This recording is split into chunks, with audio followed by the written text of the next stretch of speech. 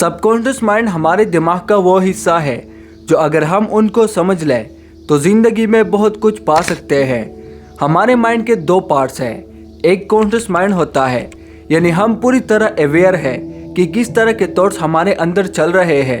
हमने सोचा और फिर एक्ट किया, ये कॉन्शियस माइंड है।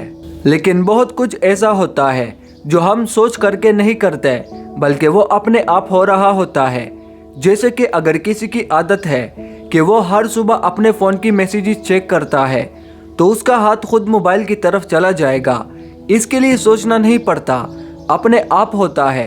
ये कहाँ से हो रहा है? ये सब कॉन्शियस से हो रहा है। एक काम को करते करते आपकी प्रैक्टिस हो जाती है। जैसे ही प्रैक्टिस हो जाती है वैसे ही ये हमारी आदत बन जाती है और ये सब कुछ ऑटोमेटिक होने लगता है। दोस्तों, बचपन से ही हमारे सबकॉन्शियस माइंड की प्रोग्रामिंग शुरू हो जाती है। पॉजिटिव और नेगेटिव स्टोर होता रहता है। अगर कोई थॉट हमारे कॉन्शियस माइंड के अंदर आ जाता है और हम बार बार फोकस करते रहते हैं और उनको बार बार सोचते हैं, तो ये सबकॉन्शियस माइंड के अंदर चला जाता है और फिर ये ऑटोमेटिक थॉट हो जाता है और ख़ुद ब खुद माइंड में पॉपअप करता रहता है। अब सवाल ये पैदा होता है कि क्या हम सबकॉन्शियस माइंड की रिप्रोग्रामिंग कर सकते हैं? जी हाँ दोस्तों, हम रिप्रोग्रामिंग डायरेक्टली नहीं बल्कि इनडायरेक्टली कर सकते हैं। सबकॉन्शियस माइंड की रिप्रोग्रामिंग का मतलब कि एग्जिस्टिंग प्रोग्राम के अंदर नई चीज़ें ऐड करना, यानी हमें नई पॉजिटिव थॉट्स, पॉजिटिव एक्सपीरियंसेस और पॉजिटिव इंफॉर्मेशंस को ऐड करना है और उनको बार बार सोचने हैं ताकि वो सबकॉन्शियस माइंड में स्टोर हो जाए।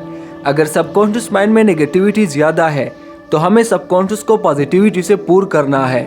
मसलन अगर आप किसी नए इंसान से मिलते हैं या कोई नई जगह जाते हैं तो हमारे माइंड में according to the situation thoughts आते हैं और अगर हम उन थॉट्स को बार बार सोचते रहें तो ये सबकॉन्शियस माइंड में चले जाते हैं। अगर हम दोबारा इस इंसान से मिलते हैं या इसी जगह जाते हैं तो सबकॉन्शियस माइंड के अंदर स्टोर थॉट्स कॉन्शियस की स्क्रीन में चलने लगते हैं और पिछली बार जो राय कायम की थी वही अब दोबारा फील होगा। लेकिन अच्छी बात यह है कि कॉन्शियस माइंड पर हमारा पूरा कंट्रोल होता है। अब अगर कोई नेगेटिव थॉट्स अनजाने में सबकॉन्शियस माइंड में चला गया था तो वही मनफी ख्याल दोबारा स्क्रीन पर नमूदार होगा और आपको बुरा फील होगा।